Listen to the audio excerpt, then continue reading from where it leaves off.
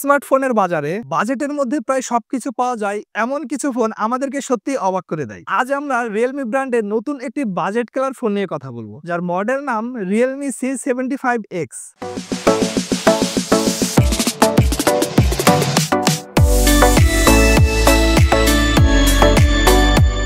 17,999 টাকায় এই ফোনটি দিচ্ছে 50 megapixel camera, 120 hertz refresh rate, IP69 water resistance এবং 18 জিবি ডাইনামিক র্যাম, যা এই বাজেটে খুবই দারুণ। এই ফোনটি আপনার নিয়ে ঠিক হবে কিনা তা নিয়ে বিস্তারিত আলোচনা করব আমি রিমন আহমেদ, এবিসি টেক থেকে।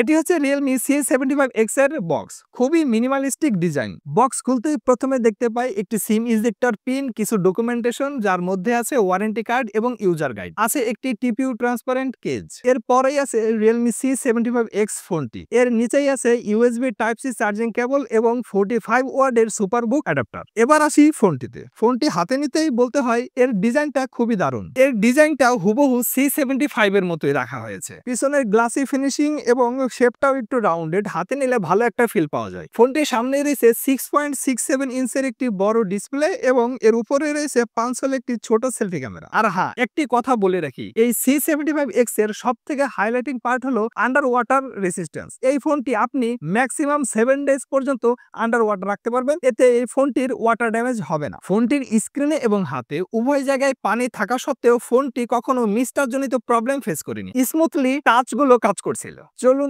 এখন দেখি এই ফোনটির ডিসপ্লে পারফরমেন্স এবং ক্যামেরা কেমন। ডিসপ্লে C75X এই ফোনটিতে ডিসপ্লে হিসেবে রয়েছে 6.67 ইঞ্চের একটি বড়সড় IPS LCD, যার resolution 720x1604 pixels. PPI density হিসেবে রয়েছে 264 পিপিআই এবং 500 নিটস ব্রাইটনেস। কিন্তু এই ফোনটির সবথেকে আকর্ষণীয় ব্যাপার হলো এই ফোনটিতে রয়েছে 120 হার্জ রিফ্রেশ রেট, যার ফলে স্ক্রলিং, সোশ্যাল মিডিয়া ব্রাউজিং এবং কি হালকা গেমিং এ স্মুথলি পারফর্ম করে। এছাড়াও এর ডিসপ্লেটির কম বেজেল এবং পাঁচশোল ডিজাইনের জন্য এটা দেখতে প্রিমিয়াম একটা ফিল দেয়। এটি অ্যামোলেড ডিসপ্লে না, IPS LCD প্যানেলের হওয়া সত্ত্বেও এর কালার রিপ্রোডাকশন এবং ব্রাইটনেস বেশ ভালো ছিল, বিশেষ করে এই বাজেট রেঞ্জের ফোন হিসেবে। ইনডোর আউটডোরে ব্রাইটনেস জনিত তেমন কোনো প্রবলেম ফেস করিনি, তবে ডিরেক্ট সানলাইটে কিছুটা স্ট্রাগল করে, যা বাজেট বিবেচনায় মেনে নেওয়ার মতো। Social media scrolling, YouTube live streaming এই সবকিছুতেই ডিসপ্লেটা ছিল একদম ঝকঝকে। এক কথায় বলা যায় বাজেট রেঞ্জের একটি ফোন হিসেবে এর ডিসপ্লে এবং 120 হার্জ রিফ্রেশ রেট সহ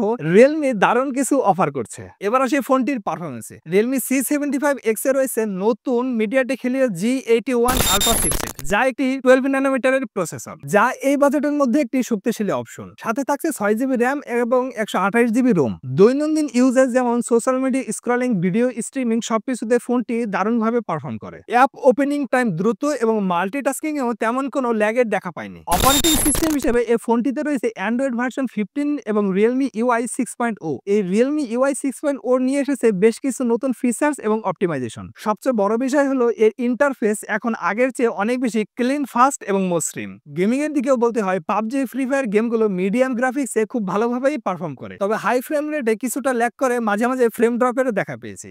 দীর্ঘ সময় গেম খেলে ফোনটি আবার একটু হিটও জেনারেট করে, তবে তা অস্বাভাবিক পর্যায়ে যায় না। কিছু সময় রেখে দিলে আবার আগের মতো অবস্থায় ফিরে আসে। ক্যাজুয়াল গেমারদের জন্য এই ফোনটি ভালো একটা পারফরমেন্স দেবে। সবকিছু মিলিয়ে এই বাজেটে এই ফোনটি যেমন পারফরমেন্স দিচ্ছে মোটামুটি ভালোই বলা যায়। চলুন এবার দেখি রিয়েলমি C75X এর ক্যামেরা পারফরমেন্স। এর রিয়ারে রয়েছে ডুয়েল ক্যামেরা সেটআপ, যার মেইন ক্যামেরা 50 মেগাপিক্সেল এবং অন্যটি AI লেন্স। এই ক্যামেরা দিয়ে ডে লাইটে তোলা ছবিতে ছবির ডিটেইল এবং কালার রিপ্রোডাকশন ভালোই ছিল। ছবিতে কালার টোনও ছিল দেখার মতো। বলা যায় ভালো আলোতে এই ফোনটি বেশ ভালো ছবি দিতে পারে, যা সোশ্যাল মিডিয়ায় আপলোড করার মতো।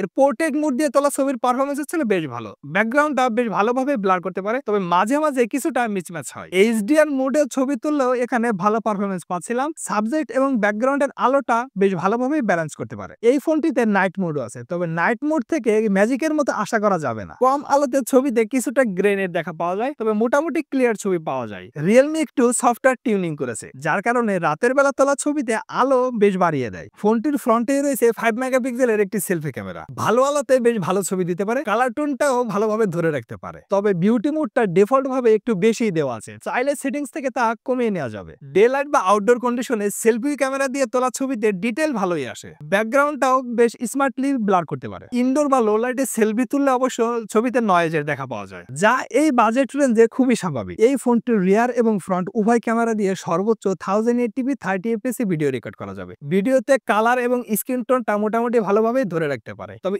স্টেবিলাইজেশন না থাকায় বেশ ভালো ফুটেজ পাওয়া যায় না। তবে এখানে যদি আপনি স্টেডি হাতে ভিডিও শুট নিতে পারেন তাহলে কাজে লাগানোর মতো ফুটেজ পাবেন। এবার আসি Realme C75X এর ব্যাটারি এবং চার্জিং পারফরমেন্স নিয়ে। এই ফোনটিতে ব্যবহার করা হয়েছে বড় সড়ো একটি ব্যাটারি যা 5600 mAh এর, যার ফলে এই ফোনটি একদিনের বেশি চার্জ ব্যাকআপ দিতে পারে নরমাল ইউজে। স্ক্রিন অন টাইমও পেয়েছে বেশ ভালো, এবারে যে 7 থেকে 8 ঘন্টার মতো স্ক্রিন অন টাইম পেয়েছি, যা এই বাজেট রেঞ্জের ফোনগুলোর মধ্যে বেশ ইমপ্রেসিভ। আর এই ফোনটি চার্জ করার জন্য এর বক্সেই পেয়ে যাবেন 45 ওয়াটের ফাস্ট চার্জার, যা দিয়ে ফোনটি চার্জ করতে সময় লাগে অ্যারাউন্ড 1 ঘন্টা 15-20 মিনিটের মতো। বাজেট বিবেচনায় যেটা ভালো বলা যায়। তো সবকিছু মিলে কেমন হলো এই C75X ফোনটি? আর হ্যাঁ, কমেন্ট করে অবশ্যই জানাবেন এই C75X ফোনটি আপনি নিতে আগ্রহী কিনা। নতুন নতুন টেক আপডেট পেতে আমাদের চ্যানেলটি সাবস্ক্রাইব করে আমাদের সাথেই থাকবেন। দেখা হবে পরবর্তীতে। Till then, stay safe and stay awesome.